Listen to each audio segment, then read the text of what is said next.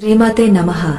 విశ్వమంతా వ్యాపించి ఉన్న ఆ పరమాత్మ చైతన్యాన్ని, మన సనాతన ధర్మం నేర్పిన సంప్రదాయాలను తలుచుకుంటూ ఈ జ్ఞాన ప్రయాణాన్ని ప్రారంభిద్దాం.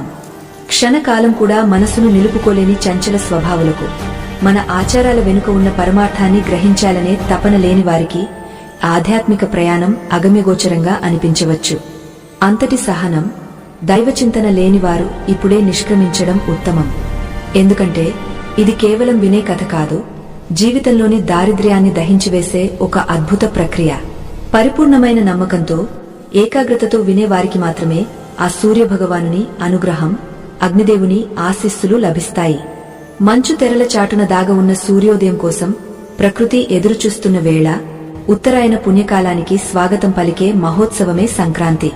ఈ పండుగలో మొదటి రోజైన భోగ పండుగకు ఒక ప్రత్యేకమైన శక్తి ఉంది. మనం ప్రతి ఏటా భోగ మంటలు వేస్తుంటాం, పాత వస్తువులను అందులో వేసి తగలబెడతాం. కాని దీని వెనుక ఉన్న గూఢమైన ఆధ్యాత్మిక రహస్యం మీకు తెలుసా? కేవలం ఇంటిలోని పాత సామాగ్రిని కాల్చడం మాత్రమే భోగ కాదు. మన మనసులోని మాలిన్యాన్ని, గత సంవత్సరం మనల్ని వేధించిన అప్పుల బాధలను, మన చుట్టూ అలుముకున్న ప్రతికూల శక్తులను ఆ అగ్నిదేవుడికి ఆహుతి ఇచ్చి కొత్త వెలుగులోకి అడుగుపెట్టడమే ఈ పండుగ అసలు ఉద్దేశ్యం. చాలా మంది అంటుంటారు, అమ్మా, ఎన్ని పూజలు చేసినా అప్పులు తీరడం లేదు, ఇంట్లో ఎప్పుడు ఏదో ఒక గొడవ, మనశ్శాంతి కరువైంది అని. దీనికి కారణం మన చుట్టూ ఉండే నరదిష్టి మరియు ప్రతికూల తరంగాలు. మనం వాడుతున్న పాత వస్తువుల్లో, ముఖ్యంగా చినిగిపోయిన బట్టల్లో, విరిగిపోయిన కలప వస్తువుల్లో ఈ ప్రతికూలత నిక్షిప్తమై ఉంటుంది. అందుకే పెద్దలు భోగ రోజున వాటిని మంటల్లో వేయమని చెప్పారు. అయితే ఈ భోగ మంటల్లో కేవలం పాత వస్తువులు మాత్రమే కాదు, శాస్త్రం సూచించిన ఒకే ఒక్క విశిష్టమైన వస్తువును గనుక మీరు సరైన పద్ధతిలో ఆహుతి ఇస్తే మీ జీవితంలోని దరిద్రం సమూలంగా నశించిపోతుంది. పూర్వకాలంలో ఒక గ్రామంలో సోమయాజి అనే ఒక పండితుడు ఉండేవాడు.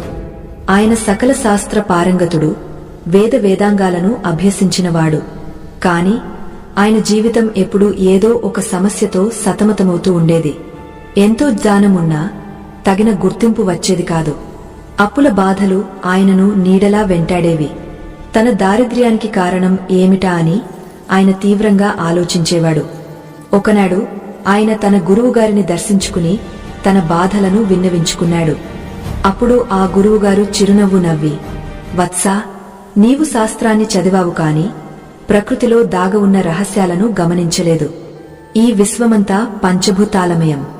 అందులో అగ్నితత్వానికి మలినాలను